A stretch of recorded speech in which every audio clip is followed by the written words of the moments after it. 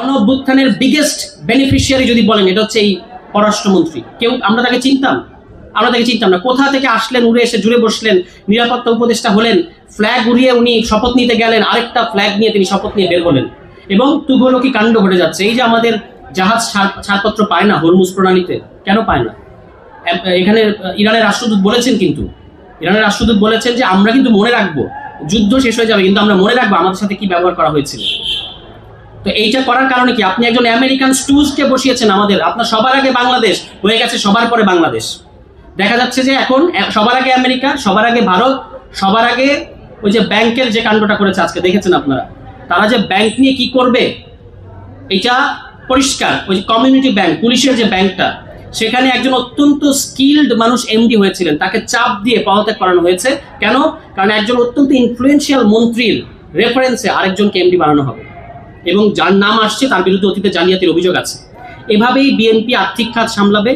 অর্থমন্ত্রী গর্বের সাথে বলেছেন পার্লামেন্টে যে বিএনপি আসলে কোনো ম্যাক্রো ইকোনমিক বড় কোনো ক্রাইসিস হয় না, কিন্তু অলরেডি তো আমরা দেখতে পাচ্ছি লেজে গোবরে করে ফেলেছেন।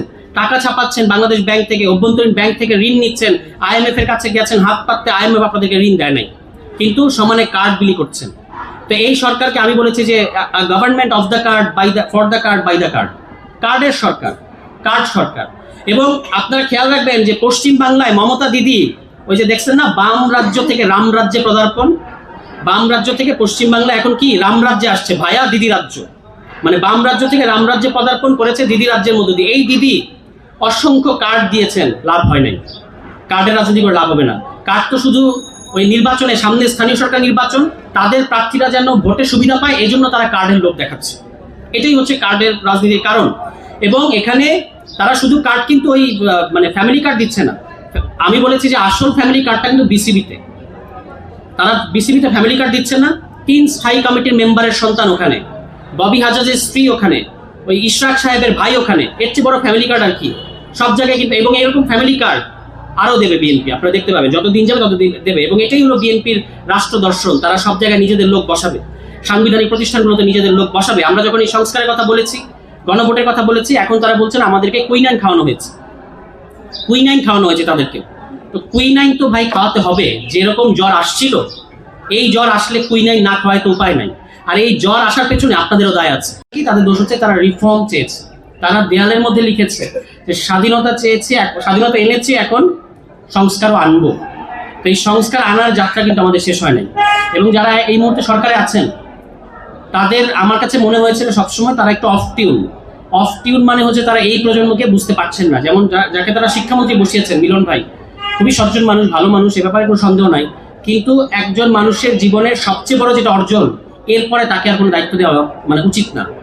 উনার সবচেয়ে বড় অর্জন উনি করে ফেলেছেন 2006 সালে, নকলের বিরুদ্ধে ওনার যে সংগ্রাম, এটা জাতি সবসময় স্মরণ করেছে, ভবিষ্যতেও করবে।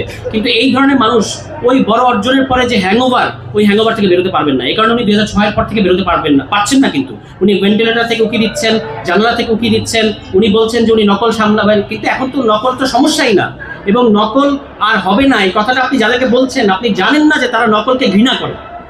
এই প্রজন্ম নকলকে ঘৃণা করে, আপনি তাদেরকে বলছেন নকল আর হবে না। এবং এত মজা উনি পেয়েছেন, ওনাকে নিয়ে যে ট্রল করা হচ্ছে, উনি এটাও বুঝতে পারছেন না। উনি পার্লামেন্টে ওটা আবার রিপিট করেছেন। এই হলো মিলন ভাইয়ের অবস্থা। ফলে আমি বলবো যে এখনকার প্রজন্মের সাইকোলজি বোঝার মতো শিক্ষামন্ত্রী এই এন্টায়ার বিএনপির মধ্যে, এখন তো মানে বিএনপির অভাব নাই, এখন সবাই বিএনপি, ঘরে ঘরে বিএনপি, গলিতে গলিতে বিএনপি। কিন্তু এখনকার প্রজন্মকে বুঝতে পারবে এরকম একজন মানুষ যে তারা পেল না শিক্ষামন্ত্রী বানানোর জন্য, এটা খুবই দুঃখজনক। এবং দুঃখটা আরো বাড়লো যখন দেখলাম, যেটার কথা অলরেডি আমাদের শিক্ষার্থী তারা প্রতিবাদ করেছেন, যে তিনি বললেন যে জঙ্গির বিষয়ে যেটা বলেছেন, আপনারা মনে রাখবেন যে বিকারনেসার শিক্ষার্থীরা তারা একটা অসাধারণ স্লোগান বের করেছিল যে পা চাটলে সঙ্গী, না চাটলে জঙ্গি। এখনো কিন্তু একই প্রবণতা। আপনাদের সাথে থাকলে সব ঠিক আছে, আপনাদের কমিটিগুলোতে আমরা দেখতে পাচ্ছি ছাত্রলীগ দিয়ে ভরে ফেলেছেন, কিন্তু অন্য সবাইকে আপনারা গুপ্ত বলছেন। মানে আপনাদের সাথে থাকলে মানে আপনাদের সাথে না থাকলে সবাই গুপ্ত হয়ে যাচ্ছে। এই ট্যাগিং এর রাজনীতিটা বিএনপি আবার ফিরিয়ে এনেছে, এটা আমাদের জন্য খুবই দুর্ভাগ্যজনক।